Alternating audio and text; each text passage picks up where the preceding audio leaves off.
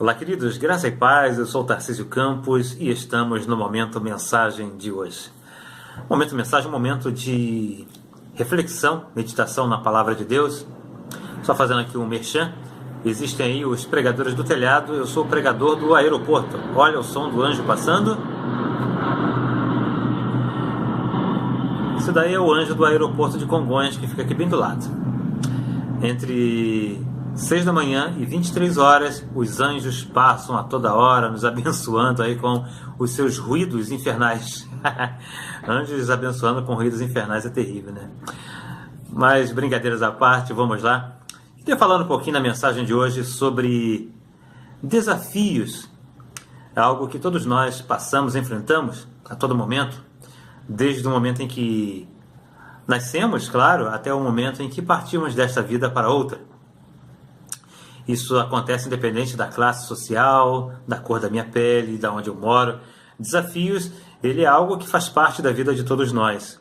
Mas não simplesmente um desafio isolado. Eu gostaria de falar de desafios, mas somados a confiança e propósito. Aí sim, dá um negócio legal, dá uma soma muito legal que vai nos abençoar bastante. E como texto base para a nossa meditação, eu gostaria de ler Números capítulo 13, versículo de número 33. Vamos falar um pouquinho antes, um pouquinho depois, até para entendermos a situação, mas a princípio como base, Números capítulo 13, versículo de número 33, e assim nos diz a palavra do Senhor. Também vimos ali os gigantes, os filhos de Anak, e éramos aos nossos próprios olhos como gafanhotos, e assim também éramos aos olhos deles. O capítulo 13 de Números começa com Deus dando uma ordem a Moisés para que Moisés levantasse 12 homens, 12 príncipes das 12 tribos de Israel, para que fosse fazer um reconhecimento de terreno em Canaã. O pessoal militar aí sabe do que eu estou falando, né? Vamos fazer o reconhecimento do terreno, ou seja, fazer realmente a sondagem e trazer todo um relatório, a extensão, o tipo de terra, se há fonte, se não há, se dá fruta, se não dá, ou seja, a princípio o plano era trazer todo um relatório sobre a terra para ver se realmente aquilo que Deus tinha para o povo era uma terra boa. É claro que Deus sabia do que estava se falando.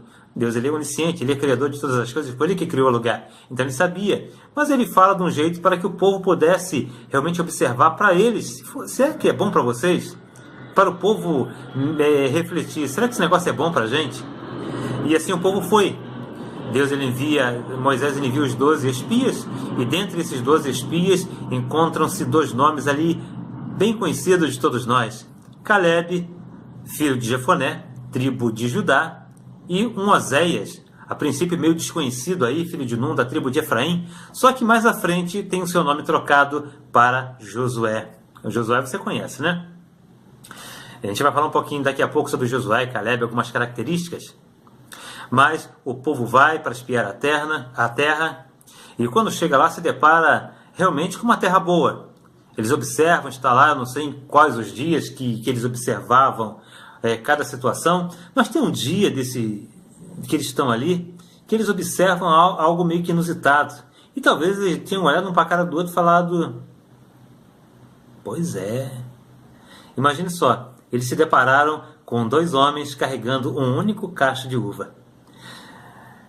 Às vezes nós vamos no mercado aí, encontramos umas uvas um pouco mais graúdas, né? Falamos, que uva bonita, tá graúda, tá grande, tá bonita. Mas imagine um cacho de uva que para ser carregado precisariam 2 homens. Realmente era uma terra extraordinária, uma terra boa mesmo, como o próprio texto diz, uma terra que emana leite e mel. Deus estava dando algo muito bom, de qualidade para aquele povo. Devia ter fontes de água ali, com certeza tinha. Só que aparece em cena uma outra situação, aparecem outras coisas gigantescas também, que não são mais as frutas, as romãs, os figos, as uvas, mas os moradores daquela terra, os gigantes, os filhos de Anak, na qual Golias também era descendente. Golias foi descendente desse povo. E o que significa esses gigantes? É justamente os desafios que nós temos que enfrentar. Quando falamos de gigantes, nós estamos falando de desafios. E a nossa vida, ela está repleta de desafios. seja menores, sejam maiores, sejam médios, enfim, a nossa vida, o desafio, ele faz parte da nossa vida. Deus, ele tinha uma terra, Deus, ele tirou aquele povo do Egito, da escravidão, o povo agora é livre, mas está no deserto. E deserto para alguns é um lugar de provação, lugar de prova. Ah, Senhor, eu estou no deserto, eu estou passando pelo deserto. Deserto é um lugar de prova, sim. Mas eu vejo o deserto, eu gosto de ler o deserto também como uma escola de profetas. Porque o deserto, ele é necessário e faz parte do nosso aperfeiçoamento, para que Deus venha nos forjar segundo a vontade dele, para nos colocar no centro da vontade dele. Deus tira o povo do Egito, da escravidão, e tem uma terra prometida. Nós vimos aqui, Canaã, uma terra que emana leite e mel, uma terra muito boa. Só que entre o cativeiro, entre a escravidão e entre a terra da promessa, existe esse pequeno território chamado deserto, que é todo o desenrolar da história aí. O deserto, ele faz parte da nossa vida. Eu vou te falar um negócio para você começar a ver deserto de uma forma diferente. Deserto é um lugar de relacionamento com Deus, porque foi no deserto em que Deus mandou instituir o tabernáculo, local de culto, onde era prestado culto. E mais, Deus, ele institui ali as festas proféticas. Você conhece Páscoa, Pães Asmos, Tabernáculo, Pentecoste, Primícias. Tem o Rosh Hashanah, que era a festa das trombetas. Tem o dia do Yom Kippur, que é o dia da expiação, que acontece todo ano, né, no 10º dia do 7º mês, calendário hebraico, no mês de Tisri. Nesse dia, o sumo sacerdote, ele entrava no Santo dos Santos para fazer expiação entre ele e o povo. Enfim, a história você conhece. Deserto não é simplesmente um lugar de provas, um lugar de provação, mas também é um lugar em que Deus, ele deseja se relacionar com o seu povo. É no deserto que Deus, ele se relaciona, nos aperfeiçoa e nos aprimora para que possamos tomar posse da terra. Imagine se aquele povo sai direto da escravidão para a terra de Canaã. Eu não sei como é que seria, mas será que existiriam estruturas para lidar talvez com algumas coisas lá? Afinal de contas, viveram na escravidão durante tanto tempo. Existem desafios, e eu quero falar uma coisa para você. Não é pelo fato de Deus nos prometer algo que as coisas caem do céu de mão beijada. O maná cai do céu, sim, com propósitos, mas não é pelo fato de Deus nos prometer algo, nos fazer uma promessa, que as coisas estão de mão beijada, não. Existem os gigantes da vida, existem os desafios para tomarmos posse deles, para passarmos por eles e chegarmos ao centro da vontade de Deus. E esse gigante nos leva a realmente tomarmos posse, postura de homem e mulher de Deus.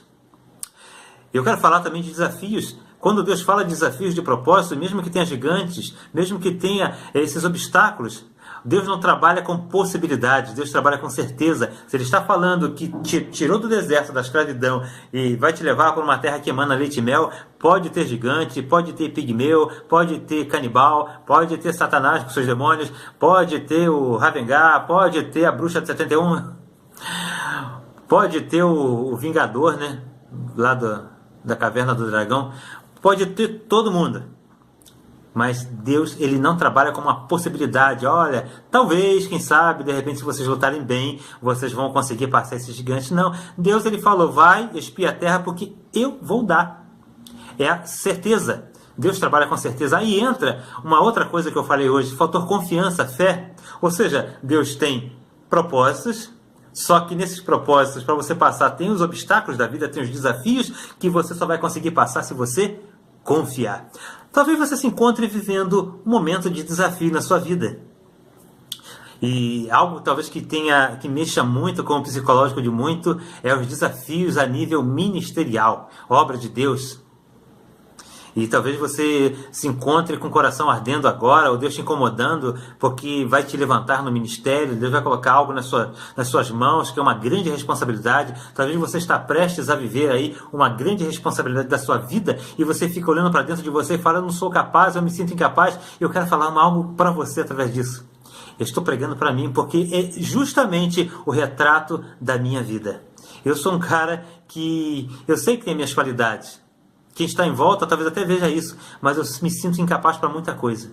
Inclusive, até para fazer isso que eu estou fazendo agora, ministrar a palavra. Depois eu fico pensando, será que ficou boa? Será que não ficou boa? Será que as pessoas vão entender? Porque é uma responsabilidade, são os desafios e às vezes nós não acreditamos em nós mesmos. De certo modo, é bom, mas em grande parte é ruim, porque temos que acreditar. Se Deus tem nos chamado para uma responsabilidade, se Deus tem colocado uma responsabilidade, se Deus tem nos levado a desafios, Ele vai nos capacitar nesses desafios. Deus, Ele tirou o povo da escravidão, o povo agora não é mais escravos, eles são livres, mas para entrar na terra prometida tem que passar por gigantes, tem que enfrentar os caras grandões lá. E o texto que nós lemos aqui fala justamente de um pedaço do relatório. Se você for ver o decorrer do capítulo 13, você vai ver e ler que o povo traz um relatório completamente negativo. Os 10, que nós não sabemos nem seus nomes, mas eles trazem um relatório completamente negativo. Mas Josué e Caleb não. Josué e Caleb, eles tinham um espírito diferente. E Caleb era um cara mais ousado. Caleb, ele chega ao ponto de falar, opa, nós vamos entrar, vamos tomar posse dessa terra. Tem uma tradução, que não é que eu estou aqui, nem a King James, nem a tradução, outra tradução da Bíblia do Nazareno aqui, comemorativa. Ele tem um texto que eu gosto muito, que Josué ele pega a palavra e fala, eia! Ou seja, o cara era arretado mesmo. E ele fala, olha, como pães podemos devorar. Vamos entrar, se Deus, parafraseando, se Deus está falando que vai dar, Ele vai dar. Se Deus está falando que tem uma promessa para você, meu querido, Ele tem uma promessa para você. Só que existem desafios, e os desafios nos fazem ter esse sentimento que esses caras tiveram. Olha, nós somos como gafanhotos. Aos nossos olhos é os olhos deles. Eu já vi gente colocar a palavra na boca dos outros. Agora colocar a visão nos olhos dos outros eu nunca vi. E esse povo aqui colocou uma visão gafanhotal nos olhos dos gigantes. Eles se achavam gafanhotos perante os gigantes. Mas será que os gigantes os viam assim mesmo? Ou será que pairou um espírito de incredulidade tão grande ali que eles imaginavam que os caras olhavam para ele como gafanhotos? Talvez até sim. Mas se Deus falou que eu vou herdar a terra, eu vou herdar a terra. A postura de Caleb e de Josué foi diferente. E eu quero convidar você, através dessa mensagem, a tomar essa postura de Josué e Caleb. Tomar uma postura de homem e de mulher de Deus, que crê, que tem uma confiança nos propósitos que Deus tem para as nossas vidas. Ele vai nos colocar em desafio constantemente, sabe por quê? Porque temos que fazer a nossa parte. A nossa vida, como eu falei, é pautada por desafios. Agora cabe a nós a crermos ou não. Moisés também enfrentou isso. Não é pelo fato de ser um grande profeta que as coisas também acontecem tão naturalmente. Você vai ver ali nos capítulos 13 e 4 de Êxodo, quando acontece o chamado de Moisés. Deus ele chama Moisés para libertar o povo. E o episódio mais ou menos assim, Moisés está andando lá pelo deserto, bonitinho e tal, tomando conta dos animais, do pai lá, da Zípora, né, o Reuel, o Jetro, e está lá olhando e tal. De repente ele bate o olho assim, chama atenção, uma plantinha pegando fogo, ele dá uma coçada na cabeça, ele fica olhando, ele tira os óculos, dá uma limpada, e olha de novo. Não é que é uma plantinha pegando fogo e ela não se queima? Eu vou lá para dar uma espionada nesse negócio aí. Não, isso não é comum. Tudo bem que existem as sarças, ele sabia, né? É uma combustão natural que acontece na planta, que ela pega fogo sozinha. Mas ao não se consumir, ficar pegando fogo e não cair as suas folhas, não cair as cinzas, aí é algo esquisito, né? Então chamou a atenção, ele foi lá, deu uma olhada, e de repente ele ouve uma voz: Moisés, Moisés. Mais ou menos as vozes de Deus nos filmes, né, que nós vemos por aí. Moisés, Moisés. E Cid Moreira: tira as sandálias dos vossos pés, porque a terra que pisa é santa, Moisés. E Moisés ele olha, ele fica olhando para o alto, olha para o outro, talvez, né, estivesse sozinho, não vê ninguém e fica espantado. Eu vou tirar as sandálias, que eu não sou besta, esse cara está me observando aí, eu não sei de onde ele está, ele tirou as sandálias. E de repente a plantinha começou a conversar com ele, e ele conversando com a plantinha lá, a plantinha falando com ele. Na verdade, era Deus se manifestando no fogo para chamar Moisés para uma responsabilidade. E nós percebemos no decorrer que Deus ele fala com Moisés, e Moisés: Senhor, manda outro, menos a mim, porque eu não sei falar, sou pesado de língua, eu sou um cara assim, assado e tal. E Moisés, e Deus fala: não tem teu irmão Arão, ele será teu porta-voz. Ah, Senhor, babá. Moisés, coloca a tua mão no peito, Moisés. Agora tira a mão do peito. Oh, tá leprosa. Agora coloca de novo, Moisés. Oh, ficou boa. Ah, Senhor, tudo bem, o Senhor fez esse negócio aí, mas ainda não creio e tal. Moisés, o que é isso que você tem na mão? Ah, é um cajado. Pois é, coloca no chão, Moisés. Ele colocou o cajado virou serpente. Agora Moisés pega a cauda da serpente. Moisés pegou a cauda da serpente. A serpente virou cajado. Mas mesmo assim, com tudo isso, continuou ali a luta de Moisés com Deus, até que a Bíblia fala que chegou um ponto que a ira de Deus se acendeu contra Moisés. Moisés, quem é que faz acontecer? Quem é que faz o mudo falar? Quem é que faz o cego ver? Não sou eu, Senhor. Em outras palavras, você é só um instrumento, eu vou te usar. Você simplesmente vai lá me representando. Talvez você se encontre vivendo esta incredulidade hoje. E esta mensagem é para você que está passando por desafios. A mensagem não é minha. A mensagem, ela está servindo para mim também. Porque eu estou passando por esse processo também. Desafios. E no desafio, às vezes, nós nos cansamos, nos sentimos cansados. Não sabemos que direção tomar. E às vezes, nesse momento, começamos até a duvidar. Será que Deus está nesse negócio mesmo? E Satanás se aproveita disso. Você lembra lá do capítulo 4 de Mateus, quando Jesus está no deserto jejuando, e Satanás se apresenta depois do jejum? Olha, se tu és o Filho de Deus, transforma essas pedras em pães. Justamente, Satanás ele se aproveita do momento mais vulnerável para poder se apresentar, para tentar te levar à incredulidade. É no momento mais vulnerável. Mas eu volto a falar, se você está passando num deserto, esse breve momento de deserto, antes de chegar à Terra Prometida, aprenda a ser profeta, porque deserto é a escola de profetas. E o povo traz todo um relatório negativo. Só que essa geração incrédula é algo que nós temos que aprender. Os incrédulos, eles não herdam a Terra Prometida. Os incrédulos, eles não entram na promessa de Deus. Os incrédulos, por um momento, eles são tirados até da escravidão. Eles são levados para o deserto, para uma comunhão íntima com Deus. Só que, decorrente à incredulidade, aquele povo chegou: Moisés, tu é doido? Como é que a gente vai tomar conta? Vai entrar nessa terra? Tá maluco? Você esqueceu que nós éramos escravos no Egito? E agora, como é que vamos lutar? A gente não sabe brigar, Moisés. Nós não temos armas. O máximo que nós temos aqui são umas picaretas, umas enxadas, umas colher de pedreiro, uns plumos, níveis, esse negócio que nós trabalhávamos lá. Se tiver aqui ainda, porque largamos a escravidão, deve ter ficado para lá. Nós não sabemos lutar. Você está doido?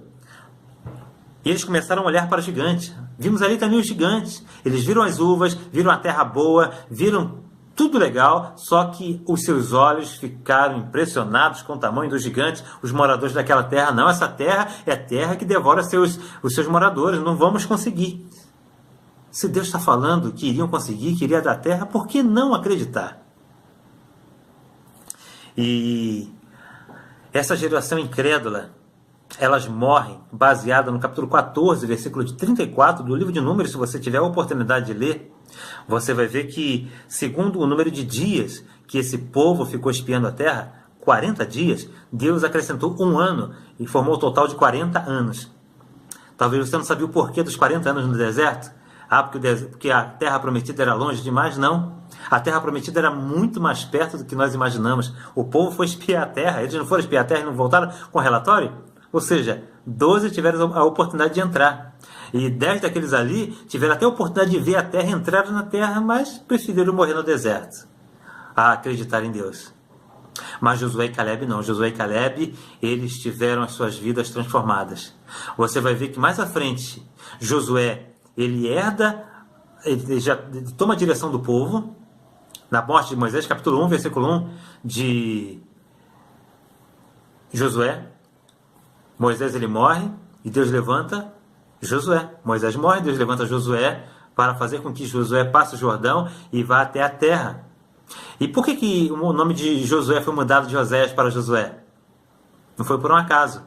Josué significa salvação. Uma expressão hebraica, Jesus é uma expressão hebraica desse nome. Joshua, salvação. Moisés foi levantado como o Salvador, a salvação daquele povo, um tipo de Cristo na tipologia bíblica, para conduzir um povo a uma terra prometida. Caleb, você vai ver que mais à frente ele chega para Josué e fala: olha, eu vim agora tomar posse da terra de Hebron. Se você olhar no versículo de número 22, capítulo 13 de Números, está lá uma terra chamada Hebron, uma terra chamada Hebron que mais à frente é tomada por Caleb. Caleb, ele pega Hebron para ele, mais à frente quem vem habitar em Hebron? Rei Davi, foi ungido os 7 primeiros anos, ele reinou sobre Hebron, uma cidade fortificada, cidade de Davi. Mas tudo isso porque eles acreditaram. O restante dos que saíram do Egito foram rodeando o deserto, até morrerem todos eles. 600 mil homens, fora mulheres e crianças, mais ou menos 3 milhões, 2 milhões e pouco, 3 milhões de pessoas. Só abrindo parênteses aqui. Como é que Moisés fazia, hein? Para falar numa congregação com 100 pessoas sem microfone é difícil. Imagine falar para 3 milhões de pessoas no Egito ali, naquele tumulto danado. Mas isso para lá, isso aí Deus sabe de todas as coisas. Mas de aproximadamente 3 milhões de pessoas que saíram do Egito, somente 2 entraram. E claro, os de 20 anos para frente, que foram nascendo no deserto, foram entrando, mas só entrou na terra prometida quem creu. Desafios, só consegue vencer os desafios quem tem confiança nos propósitos de Deus. Eu quero terminar essa mensagem falando de algo muito melhor, muito superior do que isso que nós falamos agora. Talvez Deus tenha propósito na sua vida ministerial, profissional, financeira, familiar, vai te dar estrutura, glórias a Deus. Mas eu quero falar algo muito melhor, algo que Deus me fez ver nesse texto, talvez para você já tinha percebido, para mim, eu gostaria de registrar nessa mensagem. O povo que iria entrar na terra, ele tinha que colocar os gigantes para fora, ele teria que desapossar aquele pessoal. Talvez você pense assim, poxa, naquele tempo já tinha sem terra? O movimento sem terra, o MST? Não tinha um MST. Eles não iam colocar a gente para fora que eram donos da terra. Você lembra do capítulo 9 de Gênesis, quando o filho de Noé, Cã, viu o pai dançando nu depois de beber do vinho da vinha, do vinho da vinha? Tinha plantado uma vinha ali, fez um vinho e tal, bebeu, ficou doidão e começou a dançar, ficou nu. Cã começou a rir, chamou os irmãos para zombar do pai. E a postura de Jafé e Jafé foram diferentes. Eles vieram de costa, cobriram a nudez do pai. Quando o pai recobrou a consciência, sabendo do episódio, chamou os 3 filhos, abençoou um com sabedoria, outro com prosperidade e amaldiçoou Cã com servidão. Até para efeito de conhecimento histórico, se você for no Google aí digitar mapa de Santo Isidoro de Sevilha, você vai encontrar um mapa feito que talvez é bem coerente com o que nós lemos aqui. Alguns estudiosos entendem que o filho que foi abençoado com sabedoria deu origem ao continente asiático. O filho que foi abençoado com a prosperidade deu origem ao continente europeu. E Cã, que foi amaldiçoado com a servidão, deu origem ao continente africano. Mas isso aí são teorias. Mas de alguma forma, Cã aparece ali. Canaã ele foi amaldiçoada por causa de Cã, por causa do que ele fez com Noé. Mais à frente, depois, nós vamos ver em cena um homem chamado Abraão, que sai de Ur dos Caldeus, que mais à frente veio a ser Mesopotâmia, Babilônia, e hoje abrange a região do Irã e do Iraque ali. E Abraão, ele é chamado por Deus para sair da sua terra, no meio da sua parentela, para ir para um lugar que Deus daria para eles, a descendência dele, da onde fundaria, no caso, a nação de Israel. E eu quero ler esse texto, eu quero deixar essa mensagem, concluir essa mensagem contigo, falando agora de uma maneira não material nesta terra, mas de uma maneira espiritual, baseado nesse texto. Esse povo aqui, eles não estavam invadindo terra de ninguém para botar para fora, para tomar posse. Sabe o que Deus estava fazendo com esse povo? Estava fazendo eles voltarem novamente para casa. A terra que já era deles. Porque se você voltar, falei do texto do capítulo 9 de Gênesis, mas se você for lá no capítulo 13 de Gênesis também, você vai encontrar um episódio onde estava tendo contendas com os pastores de Abraão, com os pastores de Ló, e há um diálogo entre os dois tio e sobrinho, e Abraão fala, olha, se escolhe um lugar, para a gente não ter problema, escolhe um lugar. Se você for para a esquerda, eu vou para a direita, se você for para a direita, eu vou para a esquerda, para que não haja problema entre a gente. E o que acontece? Ló, ele olha para o lugar mais bonito, verdejante, fontes de água e tal, é para lá que eu vou. Foi para em Sodoma e Gomorra. E aquilo que sobrou a princípio para Abraão, ele tomou muito mais do que ele tinha visto. Capítulo 13, versículo 12 de Gênesis, olha só o que diz. Cadê essa Bíblia aqui? Estou com duas Bíblias aqui. Capítulo 13, versículo 12 diz o seguinte: Abraão ficou na terra de Canaã, porém Ló mudou seu acampamento e todos os seus bens para um lugar próximo a Sodoma e entre as cidades do vale. Abraão ficou em Canaã. Canaã já tinha sido dado já. Era o lugar que Deus estava dando para Abraão. A terra que emana leite e mel, a terra que emana leite e mel, a terra da promessa. Deus tirou o povo da escravidão e fez o povo passar por esse deserto para um aperfeiçoamento, para tomar posse, ou melhor, para voltar de novo para casa. Nós fomos espiritualmente tirados do Egito, do jugo de Satanás, simbolizado aqui no Egito como Faraó. Estamos na terra, que é um breve deserto, mas nesse deserto chamado terra, que vamos viver aqui não por muito tempo como peregrinos, assim como aquele povo ficou no deserto por um breve momento, para aperfeiçoamento, para culto a Deus, para celebração, para nós sermos aperfeiçoados para algo que está por vir, que é a Canaã Celestial, a Nova Jerusalém. E o que isso significa? Que esse momento de deserto, essa terra que nós estamos vivendo aqui, é o momento em que Deus tem nos aperfeiçoado para voltarmos para casa novamente, para voltar para a comunhão lá do Éden, na qual Adão, através do pecado, perdeu. Deus tem nos convidado a voltar de novo para o centro da sua vontade, para a comunhão que há com Ele. Deus, ele não nos tirou da escravidão simplesmente para nos deixar morrer aqui. É claro que esse corpo material ele vai morrer sim. Segundo 1 Tessalonicenses capítulo 4, alguns vão ressuscitar. O texto de Tessalonicenses diz que ao soar da trombeta do arcanjo, aqueles que dormem subirão primeiro, logo depois os que estiverem vivos serão arrebatados e se encontrarão com o Senhor nos ares. Esse corpo aqui um dia vai morrer, mas depois que esse corpo morrer, nós estaremos em Canaã Celestial, na Nova Jerusalém. Já estaremos voltado para casa. O crente ele não morre. O crente ele volta para casa. E nessa mensagem, nesses minutos que eu achei que seria um pouco mais breve, eu queria deixar essa mensagem para você. Deus ele tem conquistas para nós, sim, no âmbito material, mas muito maior do que esse âmbito material. Deus tem nos levado de novo para casa, voltar à comunhão que foi perdida lá no Éden através de Adão. E hoje nós temos essa comunhão através do Joshua, lembra? Josué, que significa a salvação, que é a expressão do nome de Jesus Cristo no Novo Testamento. Pois é, Jesus Cristo é o Josué dos dias de hoje que nos conduz à salvação. Só que só entra na terra prometida os que creem. Se você crê, você vai herdar. Se você não crê, o final do povo aqui não foi muito bom, não. Mas cada um tem o direito de escolha. Que Deus te abençoe. Espero que Deus possa ter falado com você de uma maneira entendível. E até o nosso próximo momento mensagem. Graça e paz. Deus te abençoe.